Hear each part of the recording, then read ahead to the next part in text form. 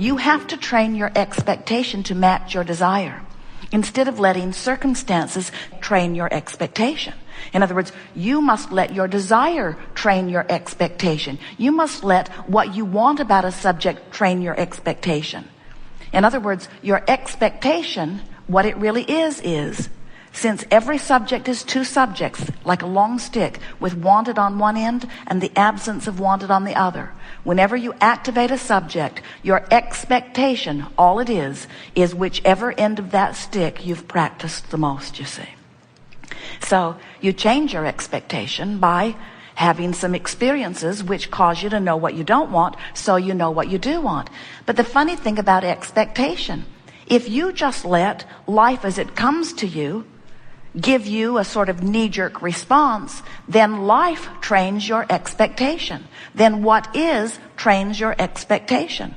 You have an employee who doesn't seem to be trying very hard or can't remember things that you want them to remember, and you notice that, you let them train your expectation, and then you can't evoke anything different.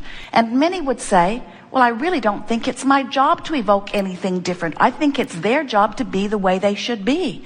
And we say, but how's anybody going to know how they're supposed to be with the billions of people with whom they might just interact? Would you like to put a course on the internet to the world? This is the way I want you to be when you meet me. I might run into you someday in traffic or at the airport. This is my picture. When you meet me, these are my rules. It's not very logical. You can't even get your kids to respond to that, can you?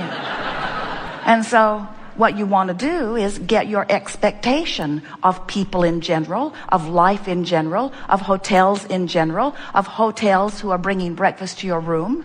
You have to get your expectation somewhere in the vicinity of your desire. You cannot let what is be the reason for your expectation. So we are amplifying the word expectation today in a stronger way than usual. Because as we speak of the three-step process of creation, the first step is ask, and life causes you to do that. So when breakfast doesn't come the way they want it, they ask and ask and ask and ask and ask. We're not kidding. They've been asking and asking and asking and asking. This is a 5-star hotel, they say occasionally. They should know better. They're asking and asking and asking and asking. Step 2 is source answers.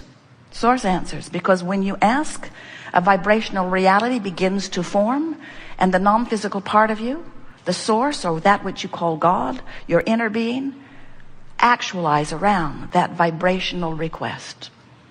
It's lined up for you. Step 3 is you must become a vibrational match to what you're asking for. So that's where that expectation comes. I've asked for it, but what do I really expect? If I have a plan B and a plan C and a plan D, doesn't that mean I don't really expect plan A to work the way I wanted it to? Isn't that what it means? If I'm always saving for a rainy day, if I'm looking for trouble and trying to prevent it, if I'm looking out ahead in order to... Esther carried a hanger in her car for years just in case someone needed her to help them get their car open. Because it was so much fun to help them get their car open. Until one day Jerry said, well, now we're up to about 3 a day. You might want to leave that hanger home. And so when you get into this place of expectation, your expectation really is what rules your world. Because even though life is causing you to ask, what has happened is causing you to expect. And if what has happened is causing you to expect less than what you want, you have to train yourself. Creation is about focus, and focus is about being deliberate. And focus with your guidance system awareness is the best creating that can take place. So let's say that somebody's been giving you a hard time, and so you've created and created and created recently really strong components. You've added them to your vortex. And now you've meditated. You know, when you meditate, you release thoughts, so you're in the vortex. Or you got on a rampage of appreciation, you're in the vortex. You stop doing those things that you do that kept you out of the vortex, and when you stop doing those things you do that kept you out of the vortex brings you in, and when you're in there, oh, it is so sweet. Your body feels good, your mind is clear, it's evident to others around you, you're thriving. But then, even inside the vortex, the phone rings. You know who it is. Or something happens. And as you give your attention to this subject that is of a different vibrational frequency than the vortex spits you out. Because only cooperative components can abide. So you get the idea that we want you to release your resistance so that the vortex can take you in. But what happens if the vortex spits you out? Is it a problem? No. Because you came forth into this physical experience understanding that the creative process is 3 steps. Step 1, ask. And you need contrast to do that. If you don't have a variety to choose from, you have no way of asking. So step 1 is important. And step 1 happens in the majority of cases when you are outside of the vortex. You know what you don't want, you ask for what you do want. Step 2 is not your job. That's the job of source. That's the job of your inner being. That's the job of law of attraction. That's the job of the vortex. Step 2 is when you ask, it is given every single time. And it's not just given. The vortex and the source within you becomes the equivalent of all that you've been asking for. So step 2 is not your work. And step 1, you don't have to work at because the contrast just causes you to ask. Step 3 is your work. And what is step 3? Step 3 is to be conscious and aware of the way you feel, reaching for the best feeling thought you can find from wherever you are, so that you will allow the vortex to take you in. Allow your entry into the vortex. If we were standing in your physical shoes, we would be eagerly aware of this vortex of creation. But we would not freak out when we're having a step 1 moment. When you're having a step 1 moment, understand your relationship to the vortex. Say to yourself, I'm ornery as I can be as I'm having this step 1 moment, but the good news is I'm putting things in the vortex. In other words, at least be aware that that's what you're doing. And then say, and I know, the happy old vortex is over there just spinning around, gathering all the cooperative components, but for now I intend to just complain. Because in my complaining, I'm adding more to the vortex. That's my justification. And we say, yes, you are. And we do want you to be easy when you're not in the vortex, but we want you to be in the vortex. And you don't need to worry. There is enough contrast that surrounds you that you'll have plenty of step 1 opportunities. Let your dominant intent be to be in the vicinity of the vortex. Let this loving God force vortex bring you in. Let yourself be all that you have become. That's what will happen when you have your, what you call your death experience. We call it croaking. We try to be as disrespectful as we can of death, since there isn't any. You're always alive, sometimes physically focused.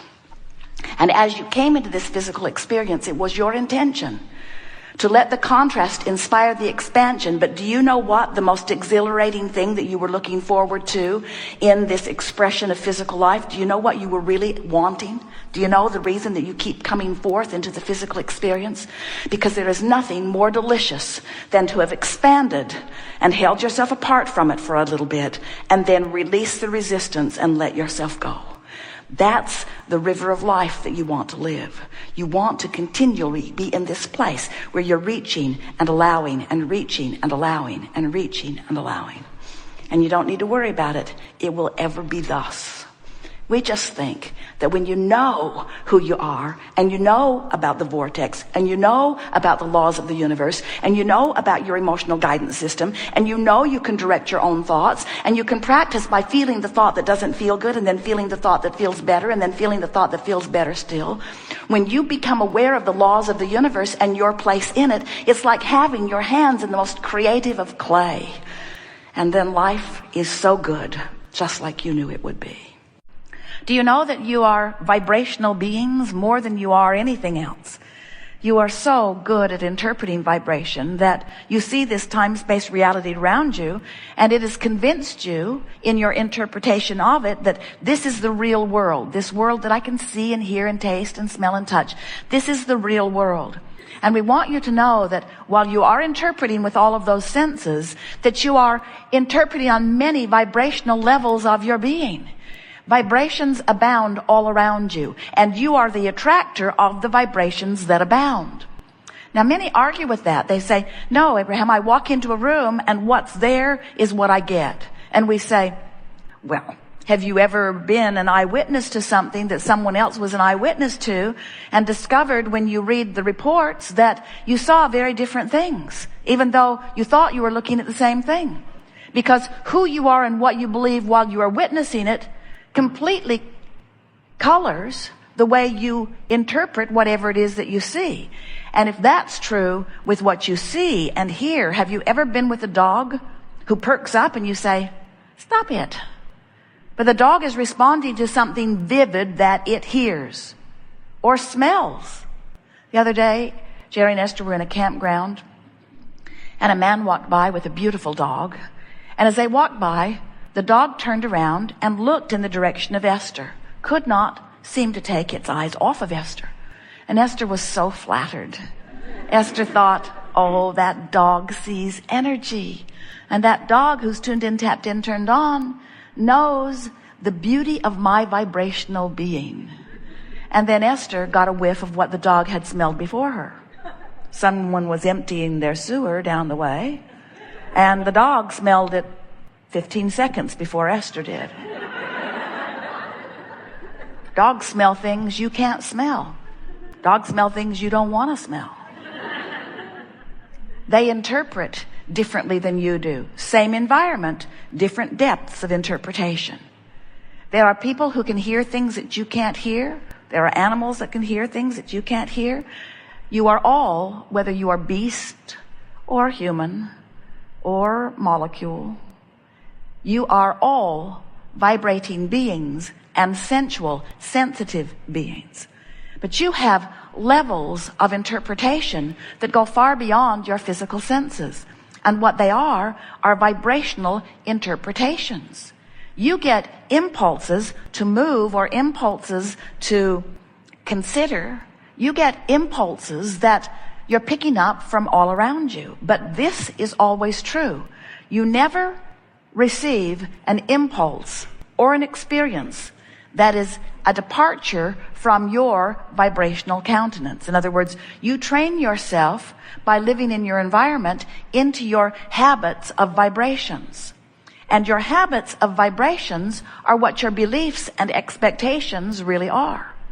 So, without meaning to, most humans have allowed their environment to train them into patterns of expectation that serve you in many cases and hinder you in others.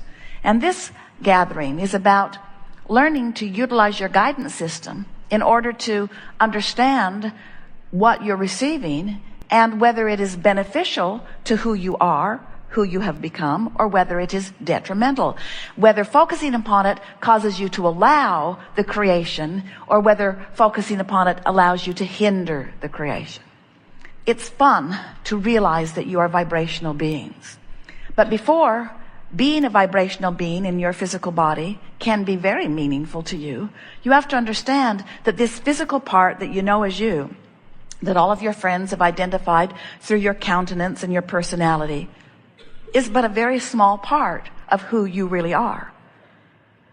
Because while you are in this physical body, there is a larger part of you that is source energy, vibration, non-physical. And that part of you, man has been calling it soul. Sometimes man calls it source or God. But that non-physical part of you is by far and away the larger, dominant part of you. And that part of you knows your well-being. That part of you has been accumulating since the beginning of your existence, and that's so far back we couldn't even begin to define that for you. Since the beginning of your existence, that part of you has been garnering and gathering and focusing upon the very best that your life experience has been able to hone out. In other words, this source energy is a vibrational vortex of well-being that defies physical human description. We just can't give it words, but sometimes your physical senses feel it, and you recognize it as love or appreciation or joy. Those moments of exhilaration.